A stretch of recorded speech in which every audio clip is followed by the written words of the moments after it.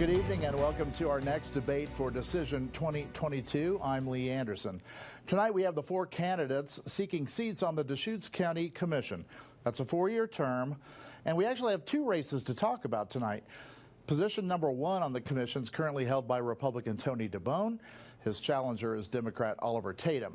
For position number three, Republican Patti Adair is the incumbent, and Democrat Morgan Schmidt is running against her. We invited both races tonight to answer the same questions, but we set the pairs next to each other. So first of all, welcome. Thank you for coming in tonight. Looking forward to a good discussion. All right. Through a random drawing, we determined Tony DeBone gets to go first. Each candidate will now have 90 seconds for opening remarks. Tony DeBone gets us started. Well, here we go. So I'm Tony DeBone, your current county commissioner here in Deschutes County. I'm a southern Deschutes County resident. We live halfway between Sun River and La Pine. I've been married to my wife Kathy for 28 years. Our son went to school here all 12 years, so he's a happy, healthy, well-adjusted, productive young adult now. And I'm honored to be serving as your Deschutes County Commissioner. A county commissioner represents the budget and the policy front end of Deschutes County. We have the other elected officials like the sheriff and the district attorney, the assessor, the treasurer, the clerk, justice of the peace, and all of our departments, community development, solid waste, the fairgrounds, the health department, all kinds of big services happen at the Deschutes County. I want to keep things rolling here in Deschutes County. We've got, as I say, a happy, healthy, well-adjusted level of government. Also, I am focused on moving things forward. We've got land use issues. We have water that we need to really be focused on. We have development and growth pressures that we're working with right now. Homeless issues, housing, cost of housing, and we're all in the same boat when it comes to inflation, cost of energy, and just the daily cost of living. So that's my introduction, and I'm happy to be here tonight. Thank you so much. Thank you, Tony DeBone. Oliver Tatom, 90 seconds. Thanks, Lee. My name is Oliver Tatom. I'm a paramedic and a registered nurse. I'm elected to the COCC Board of Directors and the Rural Fire District that surrounds Bend. I grew up in rural Deschutes County. I actually lost my childhood home in the Skeleton Fire in 1996. And a year later, I graduated high school, and I thought I was putting Central Oregon in the rearview mirror. But then I met the love of my life, and we soon realized that this is a pretty special place, and I was lucky to grow up here. And we knew this is where we wanted to spend the rest of our lives and where we wanted to raise our family. Our children, they're 8 and 10 now. I hope when they grow up and have a chance to see a bit of the world, they too will realize how lucky they were to grow up here, and perhaps they'll want to move back to raise their family. But I'm less confident today than I was 8 years ago that they'll have the opportunity to do so. The price of housing is slipping out of reach for those of us in the middle class. We have to fix that. We have to build enough housing of all types to meet the demand for everyone who works here. But we have to do so in such a way that protects what we love about this place. The open space that surrounds our communities, our farms, our forests, our natural deserts. And we have to maintain this as a place that's safe for all families. Affordable, livable, safe. That's the Deschutes County I grew up in. It's the county that I want for my family and for yours. And that's why I'm running for Deschutes County Commissioner. All right, Mr. Oliver Tatom, thank you very much. Again, a reminder, Tony DeBone and Oliver Tatom running for position number one. For position number three is Patti Adair and Morgan Schmidt. And Patti, it's your turn, 90 seconds for opening remarks. Thank you, Lee, and thank you to the station for hosting us tonight. It's lovely and the weather is perfect outside. I've been serving as Deschutes County Commissioner for 4 years. It's a hard job, but it is my passion and I do love it. I was actually born in Pendleton, Oregon, and I grew up in Heppner. I'm a Heppner Mustang. Then I went on to the University of Oregon. I happened to be a duck, amazing duck, and then I earned my CPA in Washington State. So my life experiences have really been tested as a commissioner. It's been great, and I also want to acknowledge that I have been married for over 36 years to my husband, Robert, who is now a retired ear, nose, and throat doctor. So it's great to have him home with our puppy, Jake. I would like to say that I've been a conduit and a liaison with all the different cities, regionals, state, and even some federal issues since I've been a county commissioner. It's been an amazing experience, but if you work really hard, you can accomplish a lot, and it's been my pleasure to serve as your county commissioner. We have tough issues, homelessness, we have incredible population growth, and I know we're all worried about public safety and what about financial changes that are happening now in our state. So the job is amazing, and I do appreciate it, and thank you for the opportunity tonight. It's definitely been really the best 4 years of my life. Okay, thank you very much, Patti Adair. It's time for Morgan Schmidt. 90 seconds. Hi, I'm Morgan Schmidt. I've had the privilege of serving Deschutes County as a pastor for the last 7 years. And part of the reason I became a pastor is the same reason that I'm running for Deschutes County Commissioner, and that is to serve our community. I've always been wired to move towards trouble and trauma when it happens, and I love the opportunity to step up and serve. When the COVID pandemic hit, I started a group online called Pandemic Partners, a grassroots organization of people who would be able to help each other out in uncertain times. Through that experience, we were able to offer shelter in extreme weather circumstances to people who are most vulnerable. I will bring that experience to the County Commission. I grew up in some Illinois suburbs where Costco meets the cornfields, I like to say, and I am ready to serve all of Deschutes County, regardless of party, and I'm proud to be endorsed by the Independent Party. From Terrebonne to Lapine, from sisters to brothers, whether you are just getting home and taking off your boots, or whether you're doing dishes and listening to your kids play, whether you are tending bar right now or waiting tables, whether you know what a county commissioner is or this is your first time tuning in, I look forward to representing you and bringing all the generosity and goodwill of our community to the work of the county commission. I'm here for you. I'm here for us. I have your back, and I will fight to protect what we love about this place while planning for our future. Thank you very much, Morgan Schmidt. Time now for the questions. Here's the first question of the night.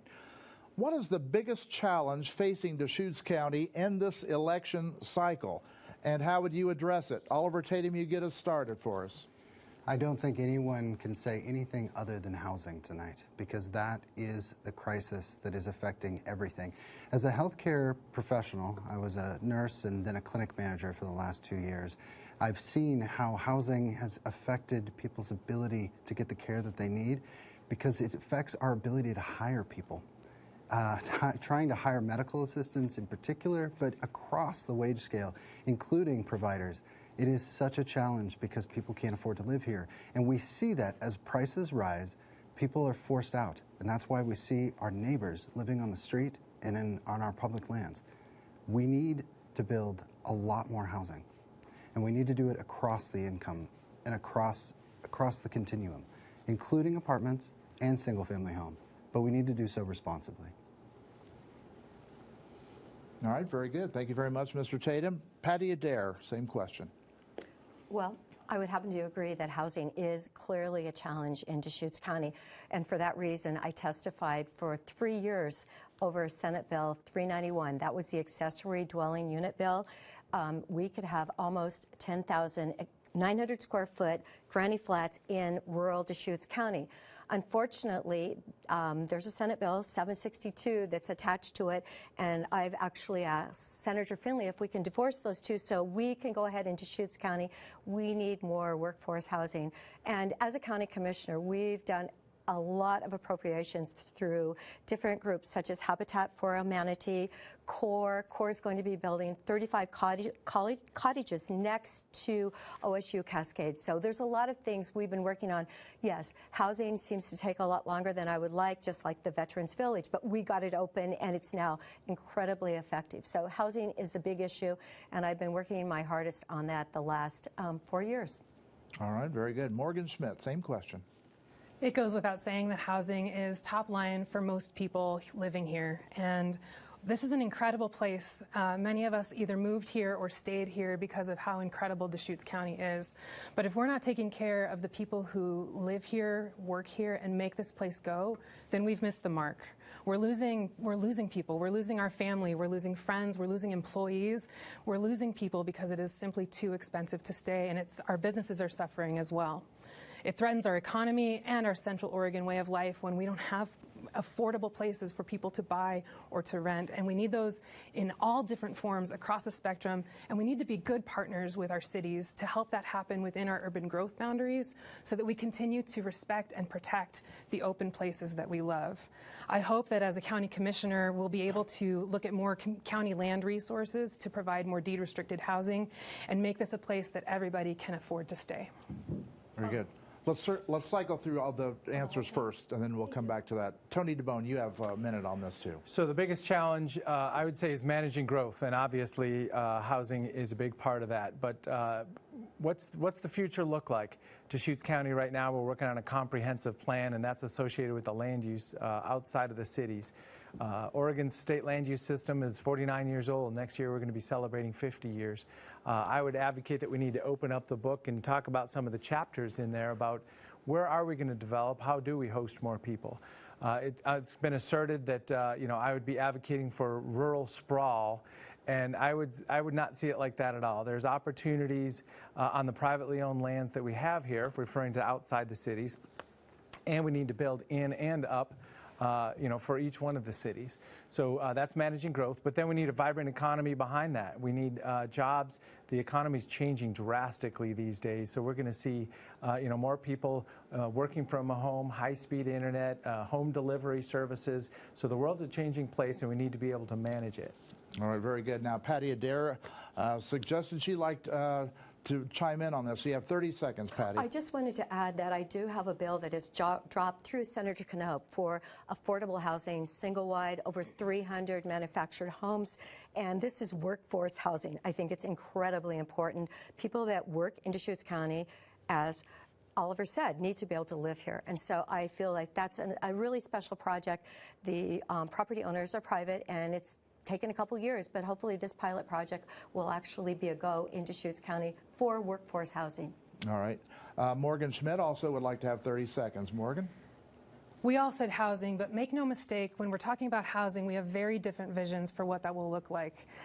When we talk about a special bill going to the legislature to provide housing on 57 acres adjacent to Bend, that's a hypothetical that might go to the legislature and will provide more rural sprawl that isn't thoughtfully planned and isn't part of the dream that I have and I know many of you have for Deschutes County.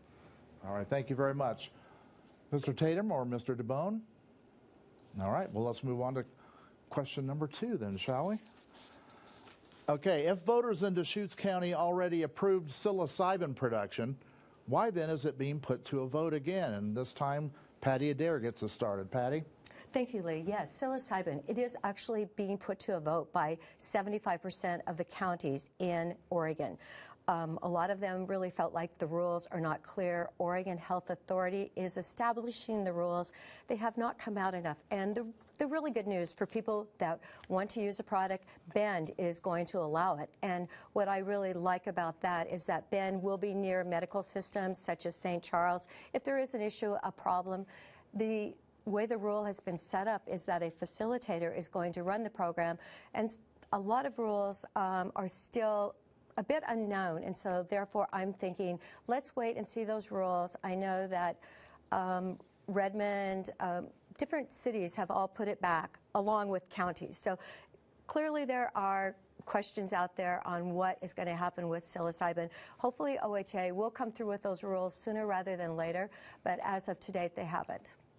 Okay, very good. Morgan Schmidt, you get the same question then. Thanks, Lee. I don't believe that our veterans or those struggling with mental illness or end-of-life anxiety have the luxury of waiting and seeing.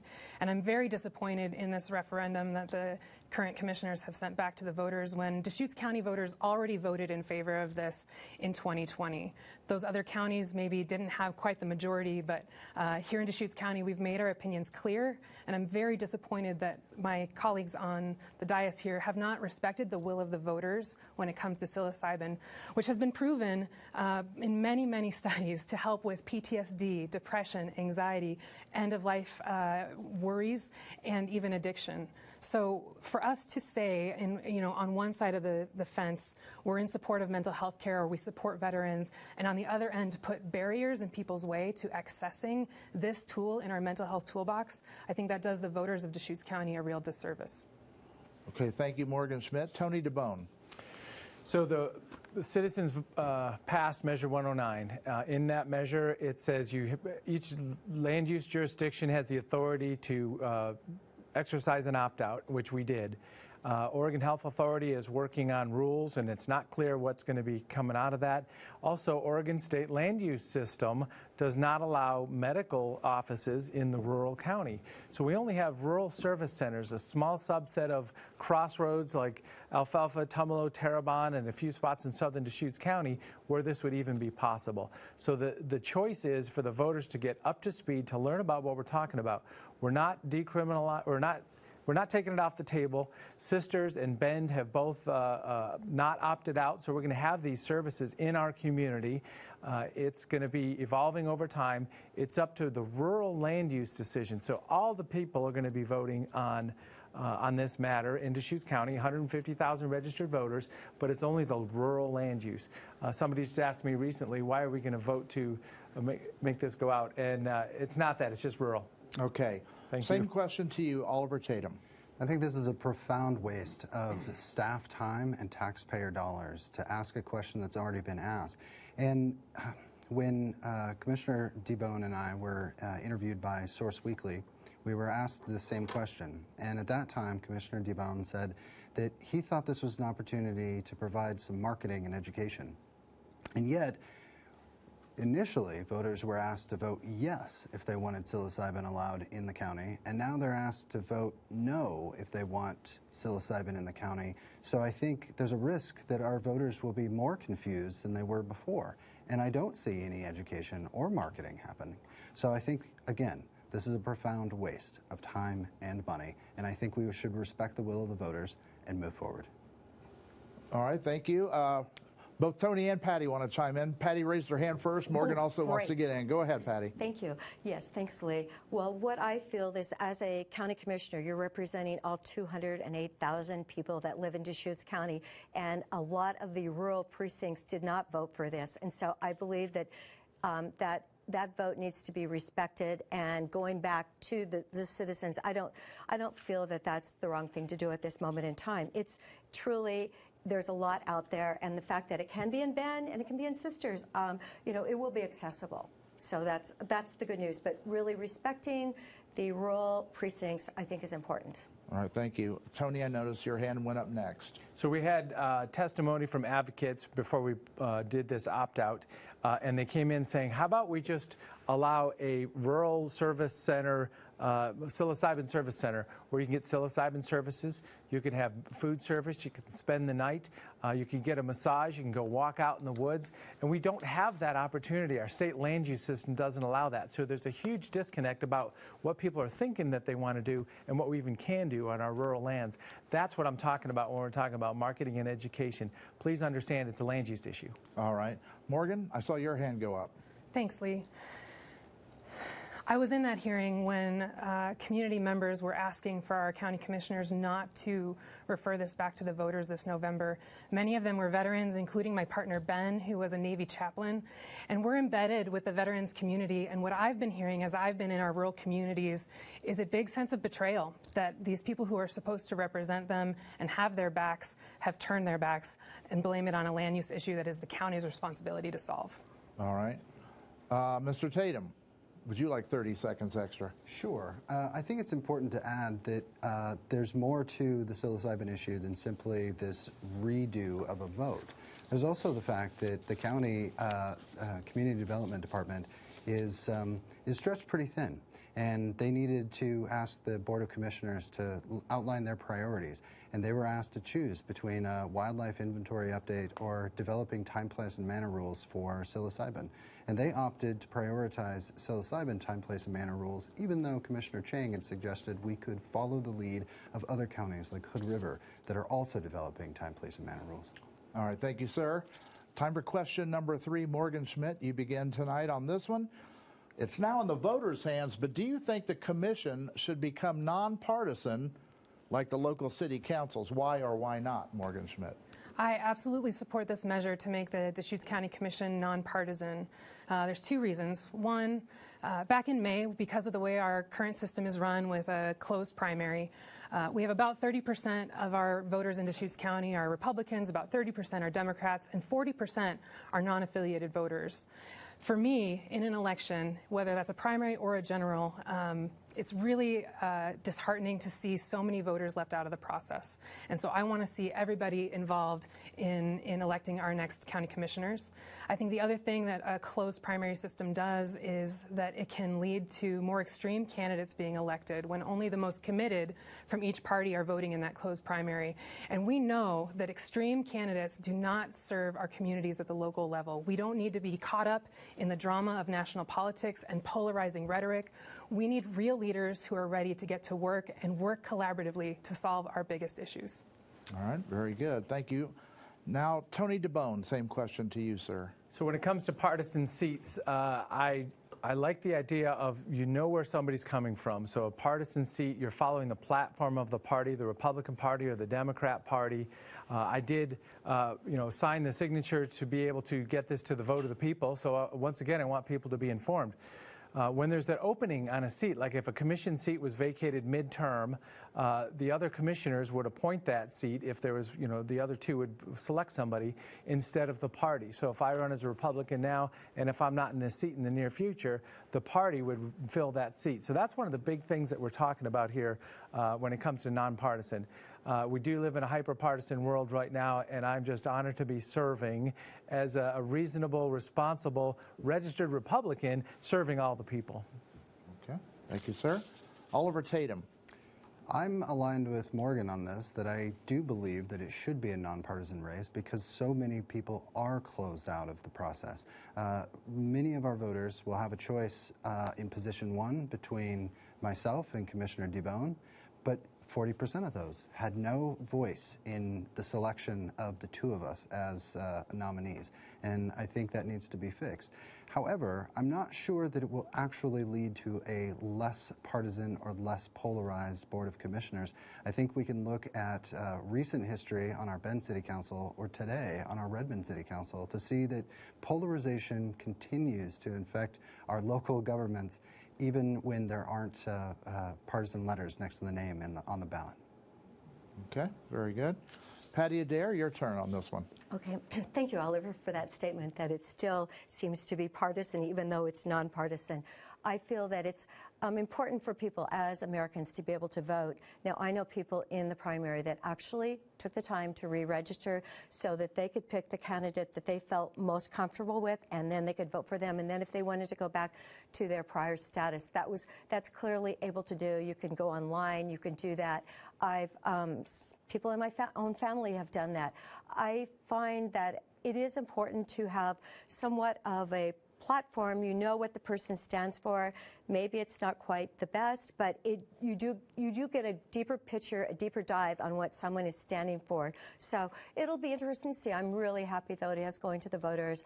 A lot of counties in Oregon have gone nonpartisan, and that's, it seems to work out well for them. But, if there's still, it's a very complicated world at this moment in time.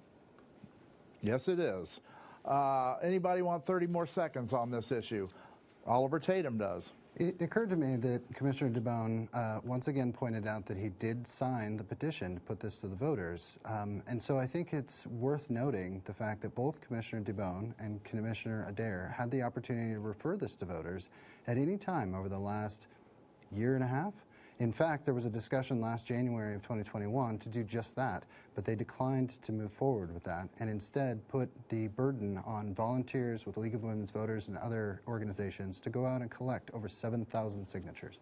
All right. Anybody else like 30 seconds? Tony DeBone. So when I first got in office, Commissioner Alan Unger asked me, hey, let's go nonpartisan right away. And I said, well, I just went through a partisan process to get here. I'm not ready for that. And then over time, you think, well, if three of us are sitting in front of a room and a few people are sitting in the room and maybe the media picks up that we changed them one day, we don't have a lot of engagement. We went from 100,000 to 150,000 registered voters in the last 10 years, and I really support the process that 7,000 people signed a piece of paper, and a lot of people are paying attention to this topic right now instead of just 3 of us. Okay. Anyone else? Lady? I would just agree with what Commissioner DeBone just said. All right. That Okay. it is important that we did have 7,000 people, and they were very engaged, and it will, now it's going to go to all 152,000 voters, so that's good. Okay. Morgan? Okay. No? All right. Well, right now we're at the midway point. We have more to talk about in the next half hour. We're back in 90 seconds. Need new floors? Skip the dust. Removing flooring can create up to a pound of cancer-causing dust per square foot. Our patented dust-free process captures 99.7% of the dust before it has a chance to spread and linger in your home. Dust-free removes stone, tile, wood, and more. We remove flooring, showers, backsplashes, countertops, and masonry with no need to cover furniture or hang plastic sheeting. Immediate appointments for residential, commercial, and contractors available now. In today's world, isn't it time we slow down and get back to the roots of craftsmanship, where skilled artistry, focused on quality over quantity, creates unique furniture and decor that's built to last? Haven Homestyle in downtown Bend. From casual furniture to distinctive decor, you won't find these pieces anywhere else. Stop by the showroom to see what's new. Living in Central Oregon is pretty amazing. So many adventures to take. Why not live where you play? Lapine Realty is your guide to finding the right place to call home. Family owned and operated, the brokers of Lapine Realty are your hometown real estate professionals and your neighbors. Whether you're looking for serenity, more space for your toys, or need to sell your current property, give Lapine Realty a call, helping people buy and sell local. Welcome back to our Decision 2022 Deschutes Commissioners Race and Debate. Once again, we're joined by the 4 candidates seeking seats on the County Commission Board. And so we're going to begin this time. We're back to the start with Tony DeBone. Here's question number 4. How adequately represented are the people who live in the unincorporated areas of the county? I mean by that the farmers, ranchers, etc. Do the cities get too much attention when it comes to governance, Tony? Whoa. Thank you for the question. Okay, so That's a heck of a good question. yeah. So adequate representation in the rural. So that's an interesting question. We do have 4 cities and the rural county. Land use in the state of Oregon puts people in the cities. We make the cities more populous, obviously. So the city of Bend at about 100,000. It's interesting because I always have round numbers, and Commissioner Adair has exact numbers. But about 100,000 in the city of Bend, 35,000 in Redmond, and then it just drops to about 2,500 in each one of them. But the rural land use is very different than the city land use. A farmer with a large plot, is well represented. I guess, yeah, I don't see a big problem in the representation for different topics, but in Salem we definitely have a east-west divide and an urban and rural divide. So we've got work to do in the state of Oregon, but anybody's voice can be heard, is my conclusion. All right.